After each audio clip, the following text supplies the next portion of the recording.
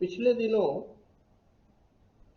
पाकिस्तान के दो वज़रा में भी एक तरह से बहस शुरू हुई, जब एक ने कहा कि पाकिस्तान को नए मुआहदा इमरानी की ज़रूरत है। तो फवाद चौधरी ने पूछा कि तुम्हें अलिफ बे का भी पता है कि मुआहदा इमरानी होता क्या है। अब यहाँ ज़ाहिर है कि हमें बहस करने की ज़रूरत नहीं कि रियासत की तख्लीक के बारे में क्या नज़रियात रहे और ये सोशल कॉन्ट्रैक्ट थ्योरी का मतलब क्या है, जिसमें अवाम की जो हाकमियत की ताकत है या इक़्तिदार आला की ताकत है, इसको महज़्ज़ब दुनिया ने तस्लीम किया और उसके तहत चला, और उसी के तहत फिर जो भी एक जमहूरियत कायम होती है या जमहूरी निज़ाम कायम होता है, तो वो जाते हैं उस तरफ कि भाई अगर दस्तूर में कोई तब्दीलियाँ लानी हैं या नया दस्तूर बनाना है तो फिर एक कुछ चीज़ें तय होनी चाहिए। आम तौर पर पाकिस्तानियों को वर्ल्ड बैंक और इस तरह के इमदादी इदारे जो इमदाद फराहम करते हैं, वो फिर हमारे कुछ शरफा, सैयद बाबर अली, इशरत हुसैन, वो फ़लाँ बरकी, फ़लाँ कारदार, इन सब को अपने अपने बैंकों में कभी बराह रास्त मुलाजिम करके या उनके बच्चों को मुलाजिम करके तो पाकिस्तान के लिए कुछ एक मुआहदा इमरानी के खदोखाल लेकर आते। हत्ता कि जब 1988 में बेनज़ीर वापस आईं, यानी 86 में आ गई थी लेकिन इक़्तिदार में जब आईं, तो उनके मुंह में भी यही लफ्ज़ था कि पाकिस्तान को एक मुआहदा इमरानी की ज़रूरत है, जिसका मफ़हूम यही था कि अब हमें ज़िले हुकूमतें बनानी होंगी। ये लफ्ज़ उस वक्त आए थे, ग्रास रूट लेवल, फ़लाँ फ़लाँ फ़लाँ, और साथ ही साथ ये था कि ज़िले हुकूमत जो है ये इलेक्टेड हो, अवाम के वोटों से बराह रास्त आए, यही महासिल या टैक्सेशन का ज़रिया बने, और इनके ज़िम्मे हो कि तालीम, सेहत और अमन आमा ये उसके लिए फराहम करे, सारे फंड्स या टैक्सों के लिए तैयार रहे, और बाकी फिर आहिस्ता आहिस्ता चीज़ें जो हैं वो सूबाई हुकूमतों के पास, मरकज़ के पास फलां। अब इसमें हम तफसील में नहीं जाते कि हुआ फिर क्या। वो किसी न किसी शक्ल में जब जनरल मुशर्रफ का दौर आया तो जाहिर है कि अमेरिका को उनके साथ मिलकर काम करना था।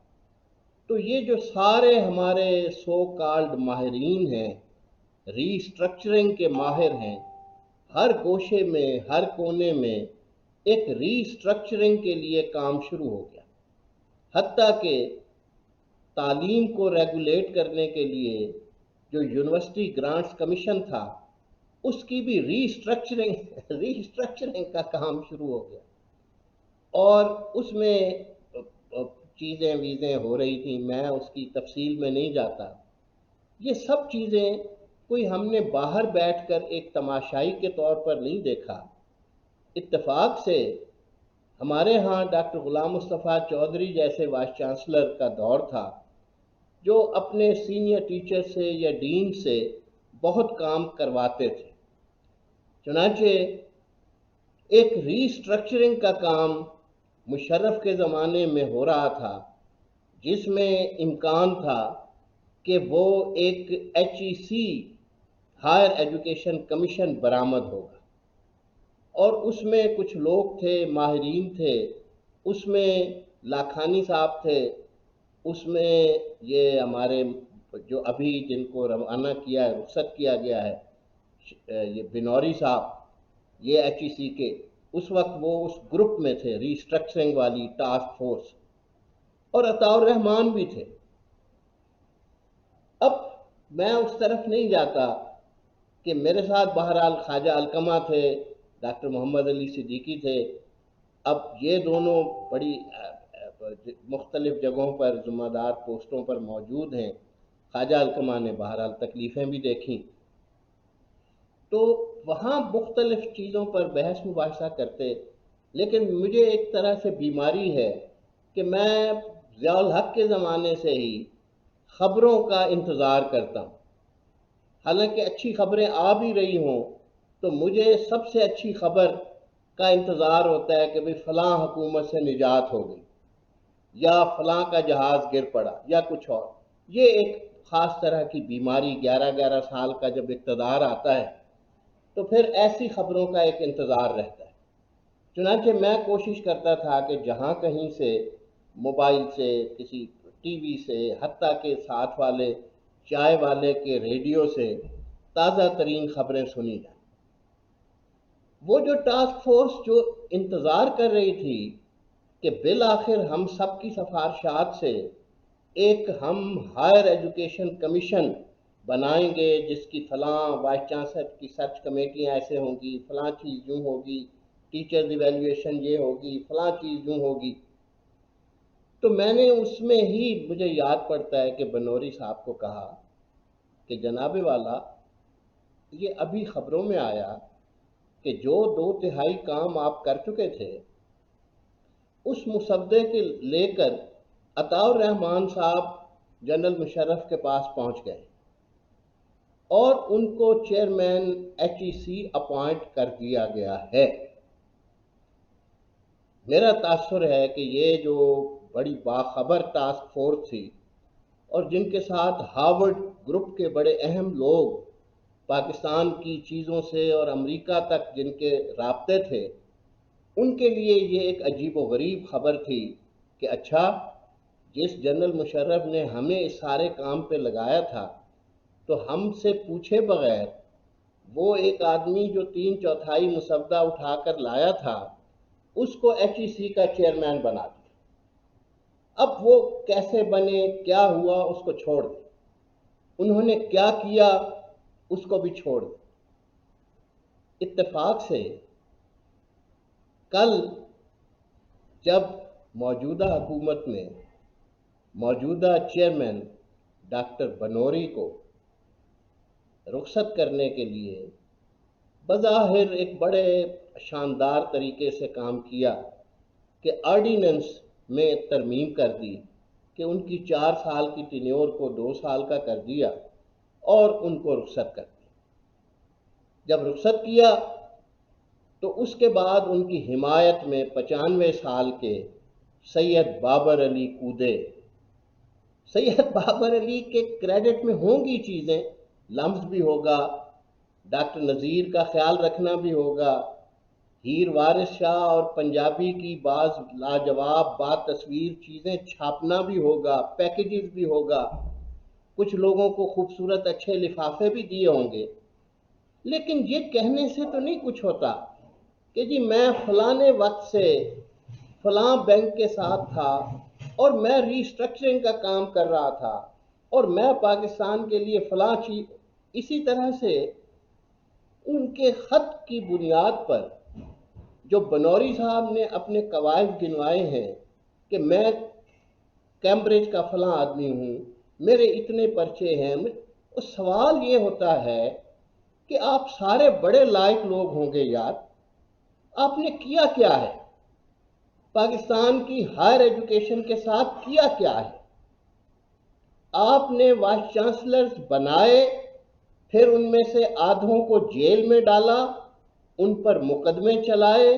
انہیں نیب میں رکھا، ان میں سے کچھ پلی بارگین کر کے باہر آئے. آپ نے سرچ کمیٹیوں کو کیوں نہیں اریسٹ کیا؟ انہیں وی سی لگانے والے، چیف منسٹر، گورنر، جنہوں نے خود براہ راست یا ان کے رشتہ داروں نے نذرانے وصول کیے، وہ سارے کے سارے آپ نے ان کا احتساب کیوں نہیں کیا؟ آپ نے عدالتوں سے کیوں نہیں پوچھا کہ یہ کیا تھا بھائی؟ یہ نواز شریف صاحب کے زمانے میں ایک سرچ کمیٹی تھی ایچ ای سی کا چیئرمین مقرر کرنے کی، احسن اقبال کی قیادت میں. پھر اس نے ریکمنڈیشن دی ڈاکٹر مختار کے لیے، تو پھر کچھ اور مسائل پیدا ہو گئے.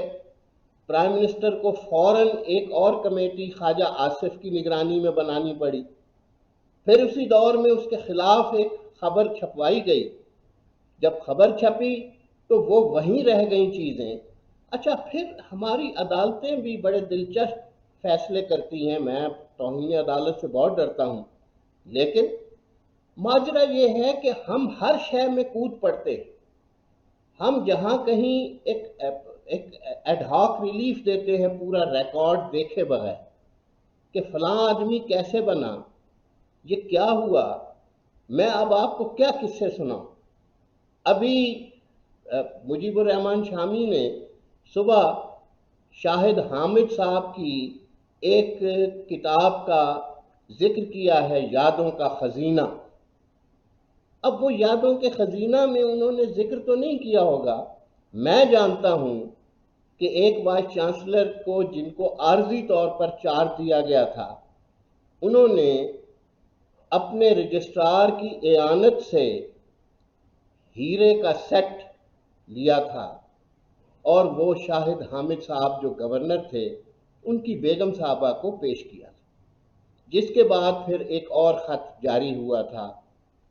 اچھا، اب یہ باتیں اچھی لگیں گی، بری لگیں گی، لیکن یہ حقائق ہیں. اور اس میں رفتہ رفتہ ہماری سرچ کمیٹیوں نے ایک اور طرح سے سلسلہ بنایا،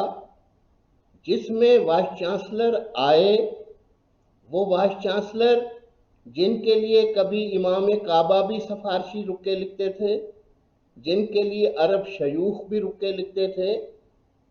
اور باقی چیزیں آپ کبھی پتہ، ہمیں ضرورت بظاہر نہیں ہوتی کہ ہم ہائر کمیشن کے حوالے سے، یونیورسٹیوں کے حوالے سے، وائس چانسلروں کے تقرروں کے حوالے سے، میں آپ کو کیا بتاؤں. میں اس وقت اسلام آباد میں تھا اور ایک اہم پوسٹ پر تھا. میرے ایک دوست نے اسلام آباد کی ایک یونیورسٹی میں نئے مقرر ہونے والے وائس چانسلر کو اپنے گھر کھانے پر بلایا، اور میں بھی وہاں موجود تھا. اور اس نے سرائکی، چونکہ بولتا تھا، سرائکی تھے، اور وہ یو این ڈی پی میں وہ اکٹھے رہے تھے. اس نے کہا ایک دس یہ بڑا پیپل پارٹی دا چمچا ہے، بڑا ہر ویلے انہوں نے بڑے اچھے کریں دے تعریفاں. ایک دس کہ وہ فلانی خاتون کو تو 6 کروڑ دیتے کہ 7 کروڑ دیتے، وی سی تو کی میں بنے. اچھا، اب وہ ظاہر ہے یہ صدمے کی باتیں تھیں، یہ چیزیں تھیں، لیکن یہ چیزیں ہیں، آئی ہیں. اور اگر کوئی سمجھتا ہے کہ یہ رشوت دینے سے، یا پھر پنجاب میں جس طرح سے وائس چانسلر جیلوں میں گئے، جو کیمپسز بنے، ان کیمپسز کے لیے کیا ہو رہا تھا، کون کون سے وزرائے تعلیم وہ کس طرح سے پیشکش لے کر وائس چانسلروں کے پاس آتے تھے کہ فلاں کیمپس کو آپ ایکسیپٹ کر لیں تو پھر ہم آپ کو اگلا ٹینیور بھی دے دیں گے. اب اس سب کے نتیجے میں جب ان غریبوں کو جیل میں جانا پڑا تو اس وقت مجھے پتہ نہیں چلا کہ وہ جو پیشکش لے کر آنے والے ہوتے تھے، یا جو کیمپس اس طرح سے خریدا اور بیچا کرتے تھے، اور جو عدالتوں سے جب کبھی ایچ ای سی ان کے بارے میں کوئی سوالات اٹھاتا تھا تو عدالتیں ان کو ایک عارضی ریلیف دیتی تھیں. تو یہ سب کیا ہوتا رہا، ہم اپنے بچوں کے ساتھ کیا کرتے رہے. اور ایچ ای سی جہاں سے ریگولیٹ ہونی تھی پالیسیز، انہوں نے یونیورسٹیوں کی ایکڈیمک فریڈم کو ختم کر دیا. انہوں نے وائس چانسلروں کو حکم ناموں کا پابند کیا. انہیں کہا کہ آپ کو ہم اتنے پیسے گرانٹ دیا کریں گے وقفے سے، اور آپ اس کی خاطر آپ کوئی اپنا نصاب نہیں بنا سکتے. آپ فلان مقصد کیوں نہیں بنا؟ آپ کی ایکڈیمک کونسل کیا کرے گی؟ آپ کے ہر خطے کے اندر اپنے اسپیشلسٹ ہوتے ہیں، وہاں کچھ اور وہاں کے ایگریکلچر کے اپنے مسائل ہیں، وہاں کی انجینئرنگ کے اپنے مسائل ہیں، وہ بے شک مجموعی طور پر چیزوں کا حصہ ہوتے ہیں کریکولم میں، لیکن ان کو کام کرنا ہوتا ہے۔ آپ نے کیا کیا؟ آپ نے عام ٹیچر کو اگر ₹1,00,000 مہینہ دیا تو پھر آپ ایک ٹینیور ٹریک لے کر آئے، ان کو ₹3.5 لاکھ دیا اور کہا کہ اب آپ انتظامی معاملات میں نہیں آئیں گے اور پھر آپ کو صرف ریسرچ کرنی۔ ریسرچ میں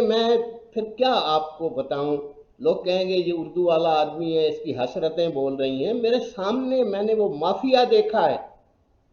4 لوگوں نے مل کر وہ طے کیا کہ 4 ان کے طالب علم ہیں، تو 20 طالب علم جب ان کے کام کریں گے ایم فل کا یا پی ایچ ڈی کا، تو ان میں سے جو بھی پرچہ لکھے گا وہ اس مافیا کے ہیڈ جو 4 ہیں ان کی ارواح میں وہ چیزیں چلی جائیں گی۔ عطاء الرحمن کی لیب کے اندر جو بھی شخص کام کرے گا، عطاء الرحمن صاحب کو پتہ ہوگا نہیں پتہ ہوگا، وہ ان کی ارواح وہ ریسرچ پیپر ہو جائے گا۔ اب کیا کر رہے ہو؟ آپ نے کروڑوں روپے، کل بابر علی نے باقی باتوں کے علاوہ وہ خط موجود ہے نیٹ پر، اس میں انہوں نے کھلم کھلا ایک اور جس شخص نے ہائر ایجوکیشن کا بیڑا غرق کیا اس کا نام لے کر کہا کہ جی عطاء الرحمن نے کروڑوں روپے ادھر سے ادھر کر دی، وسائل قوم کے برباد کر دی۔ ہم صرف یہ کہتے ہیں کہ آپ لائے تھے کہ جی ایک نیا معاہدہ عمرانی ہونا چاہیے، پرائیویٹ سیکٹر، مقصد یہ تھا کہ پرائیویٹ سیکٹر کو دے دیں تعلیم، پرائیویٹ سیکٹر کو دے دیں ہیلتھ، اور پرائیویٹ سیکٹر کو دے دیں امن عامہ۔ ان میں ہم نے تینوں کی ایک عجیب و غریب بگڑی ہوئی شکل دیکھی کہ وہ جو امن عامہ تھا اس کے نام پر مختلف کالونیوں میں وہ بعض لوگ ایسی بندوقیں کندھوں پر رکھ کر بیٹھے ہوتے ہیں جو چلتی نہیں ہیں، لیکن وہ ریٹائرڈ طاقتور لوگوں کی بنائی ہوئی کمپنیوں کے چوکیدار ہیں، جن کے لیے وہ کالونیاں جو ماہانہ فراہم کرتی ہیں ان میں سے وہ 2-3 ہزار روپے کاٹ کے، تو اب اچھا یہ امن عامہ گویا حل ہو گیا۔ صحت میں اب کیا تفصیل میں جاؤں، باہر سے پیسے آئے، باہر سے چیزیں آئیں صحت کے نام پر، اور وہ ایک طرح سے ہم نے کہا، اور ہمارے جو ہوں گے 1-2 ادارے مخیر بھی ہوں گے، اچھے کام بھی کیے ہوں گے، ہم اس کو نگیٹ نہیں کرتے، لیکن آپ نے ٹیسٹوں کے نام پر، باقی چیزوں کے نام پر، دوائیوں میں وہ ہیلتھ کو ایک عجیب و غریب شے بنا دی۔ اور تعلیم میں ہم بھول گئے کہ تعلیم کا تعلق قیادت سے ہے، لیڈرشپ سے ہے۔ اس خطے کے لوگوں کو، اس درسگاہ کے استادوں کو اور اس درسگاہ کے طالب علموں کو یقین ہونا چاہیے کہ ہمارا وائس چانسلر ایک بہترین استاد ہے۔ بہترین استاد سے مراد یہ کہ اس کو خریدا نہیں جا سکتا، اس کو ڈرایا نہیں جا سکتا، یہ اپنی درسگاہ کے لیے، اپنے بچوں کی بہتری کے لیے، اور جب وہ شخص بولے گا قومی مسائل پر تو وہ حاکموں کی چاپلوسی نہیں کرے گا، وہ 4 لوگوں کی خوشامد نہیں کرے گا، وہ اب یہ سب باتیں کہ میں تھیوری کی نہیں کر رہا، میں نے پروفیسر قرار حسین، اب اس کو میری بدقسمتی کہہ لیں یا خوش قسمتی کہہ لیں، میں نے پروفیسر قرار حسین کو بلوچستان یونیورسٹی میں دیکھا ہے، اور گورنر بزنجو کو، اور وزیر اعلیٰ مینگل کو، عطا اللہ مینگل جو غصے والے آدمی تھے، ان کو ان کی ناز برداری کرتے دیکھا ہے۔ ہم نے پنجاب یونیورسٹی میں حمید احمد خان کا زمانہ بھی دیکھا ہے کہ جو غالب پر کتابیں چھاپ رہے ہیں، غالب کی صدی منا رہے ہیں، اور عالموں کی میٹنگ میں آ کر بیٹھتے ہیں تو وہ سب سے بڑے عالم دکھائی دیتے ہیں۔ اب یہ کہاں ہیں لوگ بھائی؟ میں ایک ایک نام لوں؟ میری یہی بات تھی۔ ممکن ہے بعض لوگ کہیں کہ میری حسرتیں بول رہی ہیں کہ میں وائس چانسلر نہیں بن سکا، اس لیے میں آسانی سے کسی کو اس منصب پر برداشت نہیں کرتا، لیکن واقعہ یہ ہے کہ میں جب کبھی کسی بھی وائس چانسلر سے ملتا تھا تو اسے کہتا تھا کہ میں نے کم از کم 12 وائس چانسلروں کے آخری ایام دیکھے، اور اس لیے میں بہت کچھ جانتا ہوں، نہ صرف اپنی یونیورسٹی کے بارے میں بلکہ مجموعی طور پر سسٹم کے بارے میں، اور بیچ میں بہت سارے کاریگروں کے بارے میں جو وائس چانسلروں کے آخری ایام میں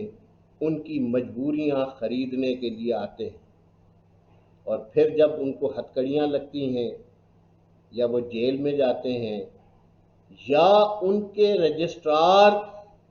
جنہوں نے ان کے نام پر نذرانے لیے ہوتے ہیں اور لوٹ مار کی ہوتی ہے،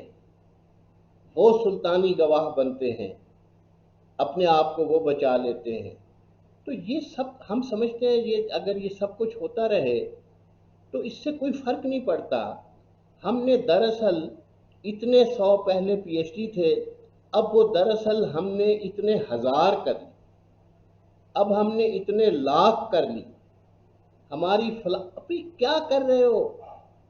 آپ؟ یہ سمجھتے ہو کہ جی ہمارا انڈیا سے مقابلہ ہے اور پاکستان میں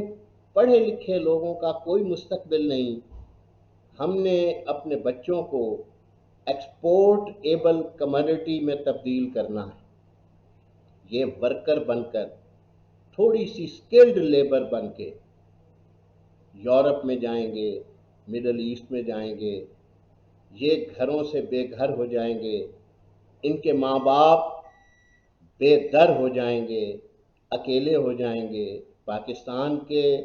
ایک اقداری نظام میں بے پناہ خلل واقع ہوگا، رشتے نہیں ہوں گے، قدر نہیں ہوگی، تو پھر ہم یہ کہیں گے کہ وہاں سے زر مبادلہ آ رہا ہے۔ گویا پاکستان کو اپنے بچے نہیں چاہیے، پاکستان کو ثابت سالم بھرے پورے گھر نہیں چاہیے، پاکستان کو صحت، تعلیم اور امن عامہ کے نام پر ٹھگو چاہیے، اور آئین کے نام پر ایک عجیب و غریب موم کی گڑیا چاہیے۔ جو طاقتور تالے آزما آئے، کوئی نہ کوئی اس کے سرہانے پیرزادہ نہیں ہوگا تو اس کا کوئی شاگرد بیٹھا ہوگا، کوئی اور بیٹھا ہوگا، وہ اس کو کہے دراصل آپ چاہیں تو فلاں شے بھی ہو سکتی ہے۔ نتیجتاً یہ کون سے معاہدہ عمرانی جہاں لکھا جاتا ہے کہ حاکمیت اللہ کی ہے، لیکن عوام کے ذریعے وہ بروئے کار لائی جاتی، اور پھر ہمیں بتایا جاتا ہے کہ بھائی حاکمیت وغیرہ تو ایک ڈھونگ ہے، یہ لفظ ہم نے لکھے، لیکن حاکمیت تو ہمارے حکمرانوں کے پاس بھی نہیں ہے، حاکمیت تو ہمارے اسٹیٹ بینک کے گورنروں کے پاس بھی نہیں ہے، یہ حاکمیت تو ہمارے وزرائے خزانہ کے پاس بھی نہیں ہے، وغیرہ وغیرہ۔ لیکن یہ کہ چلو ایک تھوڑا سا بہتر ہوا، اس کو میں مین پلیئر یا کمینی خوشی نہیں کہتا، لیکن ایک طاقتور آدمی کو کہا گیا کہ آپ یہاں لامحدود مدت کے لیے نہیں بیٹھے، آپ نے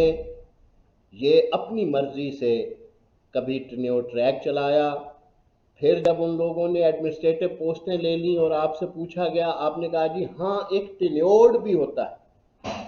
آپ کے 3 سال پورے ہو گئے، اب آپ ٹینیورڈ ہیں۔ پھر جب ان کے ریٹائر ہونے کی باری آئی تو آپ نے کہا کہ یہ جو ٹینیورڈ ہیں وہ دراصل ٹینیورڈ نہیں ہوئے تھے، اس لیے ریٹائرمنٹ سے پہلے اتنے کروڑ روپے کی ریکوری ہے وہ ادا کر کے جائیں۔ اب یہ ہم نے سب حکم نامے، ہم نے یونیورسٹیوں کے ادارے، ان کے بہت سارے بورڈ، خاص طور پر ایکیڈیمک کونسل، ان کے board of studies, board of faculty, سب کو ہم نے نقل چو بنا دیا۔ ہم نے کہا کہ آپ ڈاؤن لوڈ کرو یہ نصاب، یہ چیزیں، اور بس کوئی ضرورت نہیں اپنے بچوں کو کوئی تاریخی شعور دینے کی، اپنے معاشرے سے، خطے سے حقیقی طور پر آشنا کرنے کی۔ تو اس لیے وہ جو 95 سال کے سید بابر علی کا خط کل سے پھر رہا ہے نیٹ پر، وہ بڑا دلچسپ خط ہے، اور ساتھ ہی اس میں چھوٹا سا نوٹ سابق چیئرمین ایچ ای سی کا